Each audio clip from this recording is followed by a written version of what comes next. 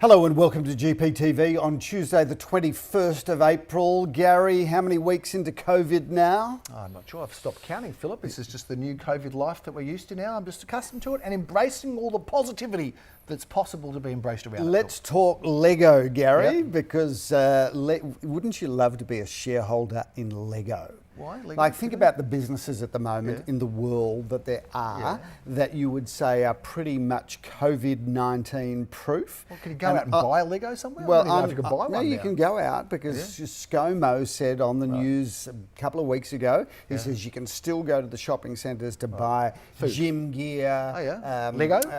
Games. Yep. So I'm nominating Lego viewers as probably the business that I would like to own at the moment.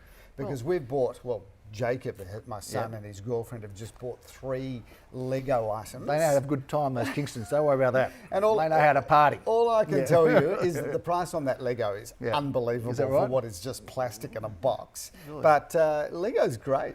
Do you ever get into Lego? No, maybe as a kid I did. Probably just got frustrated and ate the pieces or threw them at somebody because I was a pretty bratty kid, Phil. But Sunday night, Lego Masters, this is what's happened. Hey, we played Monopoly, by the way. Of course, when you're in a family of real estate agents, play Monopoly. And I've got to say that my son negotiated the hell out of us all, cleaned us up in Monopoly. Really? Well, that's good news. And my wife said, look, you don't play with Dad Monopoly because he's ruthless and he knows how to win Monopoly. Well, my son's gone and put me away, cleaned up all my property, sent me broke, and that was it, Phil. So you're out on the street? So the title to your house is in his name? Talking about the house, I mean, look, there's some things about this that, and I'm an optimist by nature, as you are, right? Yep. We both. Glass is half full. I've got to tell you... when it's empty. Exactly. Of course, we see even when you don't have a glass, it's full. Or anything to put in it. But I've got to say, Phil, out and about walking the streets of Caulfield, I've got to tell you, has been fantastic, and I know that you're on the other side of Dandenong Road, but you'll grace us with your presence every now and then. But when you walk around Caulfield, you see all of our clients, you see people that are happy, people that are friendly. I'm not sure you're supposed to stop and talk. I don't know whether that's encouraged. I think you're allowed to from one side of the road maybe, to the other. But I've got to say to you that I have thoroughly enjoyed walking through the streets of Caulfield and Caulfield North and surrounds and Elsternwick and around, just speaking to people and reconnecting. It's been amazing. Well, I must say one of the joyous parts about Caulfield is the fact that it's one of the true communities in the world, I reckon. It's incredible. And yes, I do live on the other side of Dandenong Road. And I'd have to say, with due respect to the good residents that are around our area, it's not the friendliest place. Well, and it's much more anonymous. Yeah, well, I think Caulfield and Elsternwick and Eastern Kilda, where I've been walking around mostly, and Carnegie, and I walked to Oakley the other day, and I walked to Brighton, and everywhere. I walk it everywhere. I've got to say, Phil, people are friendly, and it's actually really nice. I walked down the beach on Sunday for a few hours, and people are friendly and talking and smiling, and so you told me on Sunday you went for a 4.5-hour walk. Yeah. Does that mean you got lost? No, I didn't get lost, but it was a long walk. My son and I went. We walked and we talked for 4.5 hours. It was fantastic. So I've worked things out about the house I never knew. I've got 2 kids and a wife, all who live in the house because I haven't been there. And finally got to see the pool guy because I've heard about the pool guy and I've always been suspicious of the pool. In the last house, the kids kept saying, "Oh, Dad, watch out for the pool guy. Watch out for the pool." I never worked out what it was all about. And of course, we didn't have a pool in the last house, so it was very suspicious. I've worked that out by now, Phil. By the way, that joke was rehearsed for hours on Gary's walk. Oh, there you go. Got that one sorted out. So the pool guy's been sorted. But anyway, it has been quite incredible. People are connecting. They're out talking to each other. It's become local. And I think there's a lot to be said for that. We were talking as a family the other day about what good will come out of COVID-19. And now that so many people have spent time reconnecting with each other, families are sitting around the table. But ultimately, that comes with its stresses and pressures, not in our house and not in your house, but a special shout out to those that want to kill each other, is that what you're saying? There's an element of that, So, well, it was funny because I did speak to a vendor the other day. I won't say which suburb, but I spoke to a vendor the other day and they said, look, I live in a very quiet street, but lately I've heard people arguing in the homes around me. So I guess there is some of that. See, for us, it's quite novel to be home because we're never home, right? Exactly. We never. Exactly. I've got a gym at the back of our house. I never even knew. I've got an actual gym there. I walked in the other day. I walked in at the start of this on the weekend, and they thought I was the pool guy. Is that right? Fair enough. That's probably because you had your pool guy outfit on, Phil, and we're living some of those old movies you watched when you were in your late teens.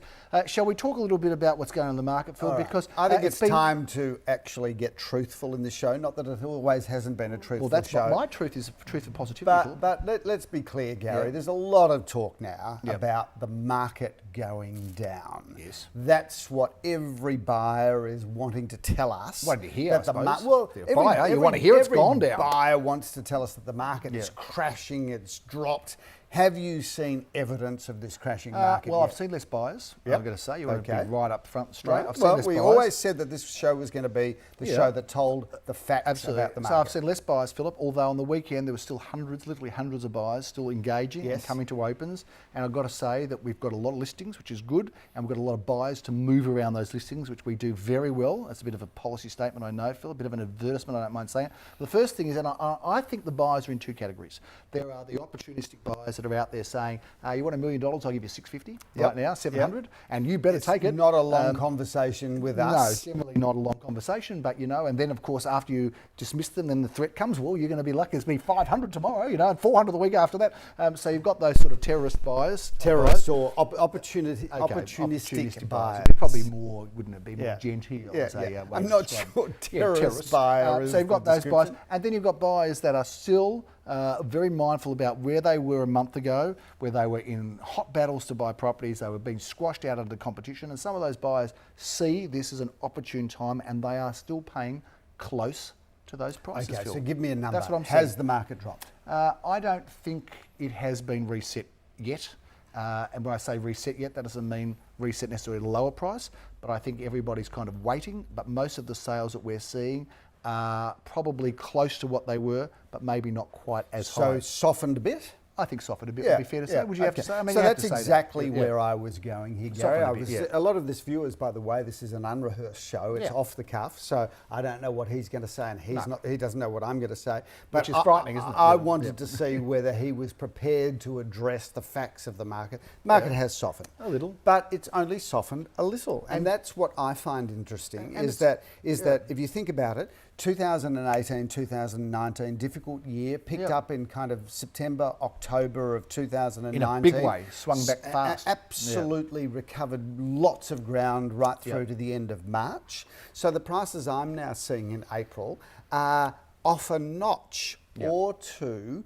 But what's really interesting, Gary, and the reason that I think that this market is just going to kind of level out where it is because we've got so many vendors that are saying to us, listen, if I get my price, I'm selling. And if I'm not, just take me off the market and I'll come back in 6 months, a year, 2 years if necessary, because I'm happy where I am. And haven't we seen that before? Yeah, absolutely. We've seen it before where people, buyers will hesitate. They feel that they're going to get some great value. And the problem that they have is that in the better areas of Melbourne, sellers just don't need to sell. And and that's not to say that people aren't struggling or finding it difficult in the better areas. Of course, they've got businesses, they're part of the real world. But if you look at the areas that we're operating in, most vendors are not relatively geared, not highly geared, I should say. They're not highly geared. They can afford to hold out. They can afford to hold on. So then buyers have a very small selection of properties. It can often hold the prices up when that happens also, Phil. And then if you're a real buyer and you want to get on with your life, you just don't have the opportunity to get anything decent if you don't pay what's reasonable and realistic. So it's interesting, we had a sale in Cross Street on the weekend. Yes, in Brighton, Cross Street in Brighton. Yeah, the old street part of Brighton. Which is a lovely little spot, by the way. Sure Cross Street is an amalgam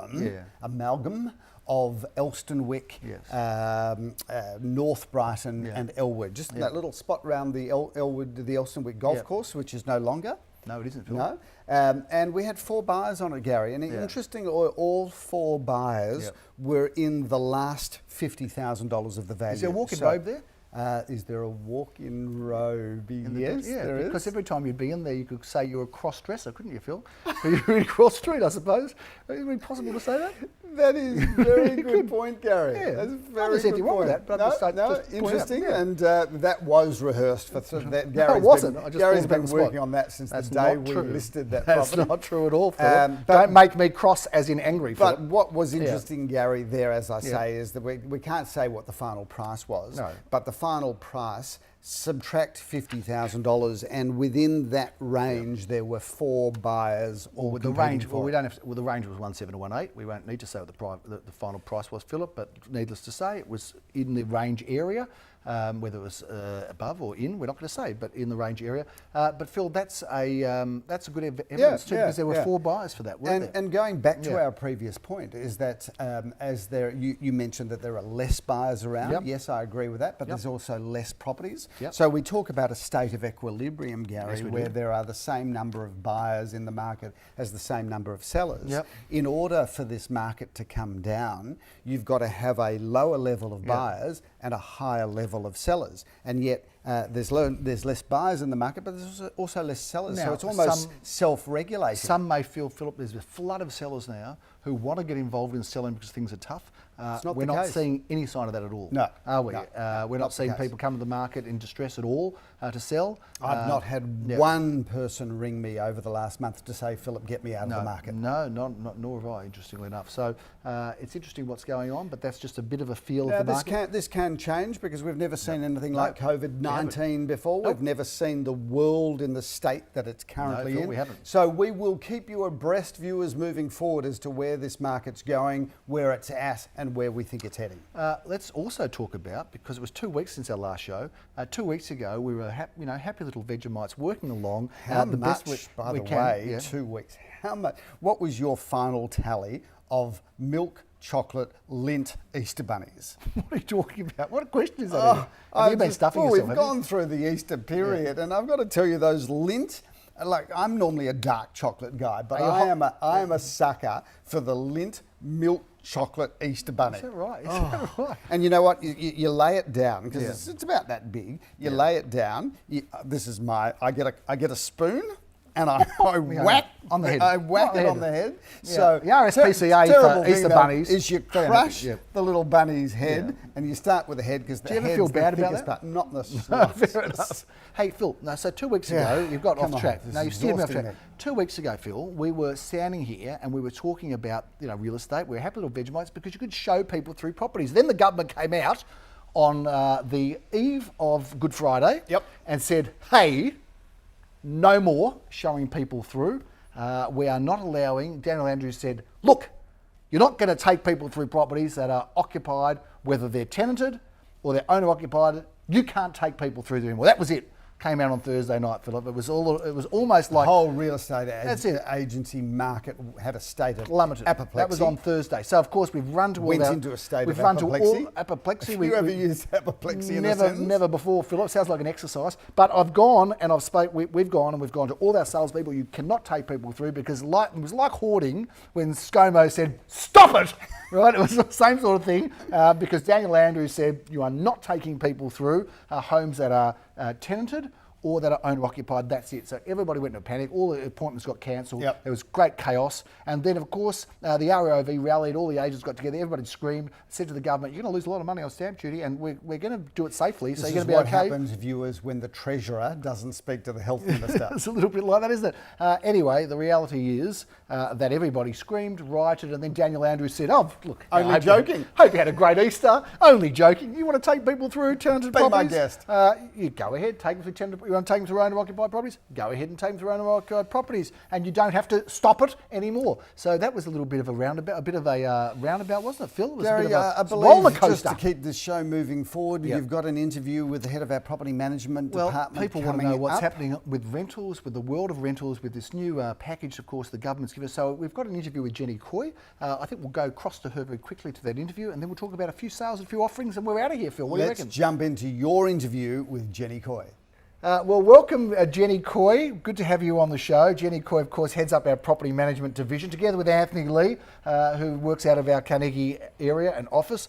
Thanks for coming on board the show today, Jenny. Thank you for having me. What's happening in the world of property management? Let's get into it. And talk a bit about it. Can you get off the show? Oh. Yeah, get out of here. Sorry about that, Jenny. Let's get back into it. So, Jenny, what advice have you got for landlords right now if they've got a vacant property? Okay, so they need to be really quick to meet the market. At the moment, the level of demand has diminished significantly, so therefore it's really important that we are quick to actually reduce rents. And please understand that the rent that you were getting this time last year, you're certainly not going to attain in this market at the moment. I know in Sydney, speaking to the agents there, they're finding it very difficult to rent anything out there right now. Yeah. Thankfully, that's not the way it is in Melbourne. We're still seeing, I'm seeing on the Loop, things are leasing still regularly. Absolutely. But what are we doing internally now that things are slowed up a bit? So we have pulled our leasing resources and we're working with our team to make sure that they are actually in constant communication with their landlords, and also if there is anybody that's actually out in the marketplace that's actually looking for a property, they register through our online platform, and then our leasing team are out on the road taking those people through, obviously one by one, to make sure that they are in a position to actually see the property in person. We're also doing something that we've not done before, but we're videoing all our vacant properties, and that's actually then going online, and anybody that's inquiring will actually receive a video. Okay. And it's a pre-qualification so that people who are quite desperate don't really need to be wasting their time to go through. So owners win because they have their properties being promoted in a more active way, and tenants win because they don't have to see things that aren't appropriate or suitable. By the time they get there, they already understand more or less what they're going to see. What they're going to see, absolutely. What is the social distancing situation in terms of how we bring people through right now? So as per the requirements through the REIV, it is one-on-one person. So it is the agent, our leasing consultant, and one other person. If two people from the same family show up, one person is asked to remain outside, the other person goes through. Jenny, let's talk about people who are struggling at the moment, because there are plenty of them. Probably not as many as Sydney, for example, where it is a tourist city. But we manage a lot of properties, I guess, close to the city. We're in St Kilda, where there are a lot of people in hospitality that would be affected there, I suppose, more so than in some of the other areas we manage properties in. What happens, and what are we doing for people that ring up and say, I've lost my job, I can't pay right now? Yeah, so obviously this is an unprecedented time, Gary, so we're just asking tenants to fill in a prescribed form that we've developed to actually establish that their true financial position, and that is a requirement that's actually coming through with some of the government benefits that are available. They've actually asked us to obtain a true financial position. Then what we're doing is we're taking that message back to the owners and trying to negotiate and coordinate with our owners and actually, really help those landlords and tenants come to a mutual agreement. And what about the owners? What are we seeing from our owners? I mean, there are owners that live off the rent. Absolutely. And I think it's easy to forget that. There are people out there, and we're not talking about living on a boat in the Caribbean, we're talking about people who are living for their basic livelihood off rent, firstly. But then, of course, there are some affluent people that are wealthy, that have got a lot of property. What are we seeing in terms of how owners are coming to the table to work with people right now? Yeah, look, we've got some fabulous owners, Gary, as you know, and they are very aware of the compassion that is required at this point in time. And as long as everybody is dealing with this situation in a live, compassionate reality, then they look, our owners are coming to the party to help understand some negotiations, whether it be a deferral of rent or whether it be a payment plan. They're actually open to entering into dialogue, and that's what we found from majority of our owners. As you said, there are some owners who live off the rental income, so they're also not in a position to accommodate maybe as much as they'd like to, I suppose. As they'd like to, but even we're even seeing from those people, they're just checking in on their tenants and making sure that their tenants are in a position where they are able to sustain their normal living. Some people might not be aware of the government incentive around this or the government support. That's only just been announced, and I know there's some mechanisms that are still not quite finalised. Can you just share with us, for those that don't know, what the government said about helping people that are in that sort of dire straits right now? So from a residential rental perspective, it's not the same as commercial. From a residential rental perspective, there is an $80 million package that's actually been announced by the government. They're working with our industry body to actually finalise what that looks like. And part of that $80 million is that tenants will be entitled to apply for a $2,000 grant to pay their rent as long as they actually meet the criteria. And that comes after after a negotiation is put forward. So we actually, in order to meet that criteria, you need to have less than $5,000 in savings. You also need, your household income needs to be under $100,000 per annum. But I think the biggest thing of that is that 30% of your rent still needs to be, 30% of your income needs to, that or over, needs to be going towards your rent. And if you can prove that that is the case, then what happens is you contact your agent, a negotiation happens, then that's registered with Consumer Affairs Victoria. Okay, fair enough. So it sounds like, and it feels like everybody's coming to the party. I mean, the REIV is a body that's often under attack externally and even from our industry. And I've got to say, and shout out to the REIV, I mean, we've got a president there, Leah, who is a property manager, who is in property management, who has a property management business and understands. And it's been great. She stood up really well, as has Gil King, Yes. who is the CEO of the REIV. And they've done some incredible things. And I just want to, I think, call out to them, because they're in a very thankless role most of the time. They've done an amazing job. Absolutely. We hope this is going to be over soon. It feels like it's on the way out to me, and I know maybe that I don't think it's just pure optimism, but I'm looking at this website Worldometer, which has the coronavirus update, and it looks like Australia is battling it so much better than other countries in the world. When this is over, any thoughts about what the real world in rentals will look like? Do we go back to how it was before? Do you think there'll be a great uptake in terms of people moving and getting back into rental and actually maybe even moving homes, moving around, getting back into paying rent, getting engaged and getting involved? Do we think that's going to happen? I definitely do. I think that we'll have a bit of a hangover for maybe a couple of months. And then I think once life starts to adjust back to normal, we'll probably see that people are back actively looking for rental properties and back in the market, and the bounce should hopefully, stimulate the rentals again. So have people moved out, moved back home, moved in with more people? Is that happening? You're seeing any of that as well? Yeah, we are. We're actually seeing people that are in share accommodation, even some people, that aren't. They are absolutely looking at their options as to how to conserve money at this point in time. And so I think we'll start to see probably that trend, particularly too as universities get back into the natural swing of things. We'll start to see a bit more of the share accommodation, the share housing, people, living with their friends, etc. Back to normal. Back to normal. So so people now, they're moving out, sharing, and then when things get back to, call it normal, then we're going to see people get exiting in those situations, moving out from home, out for shared accommodation, back into properties again, and see that more further uptake.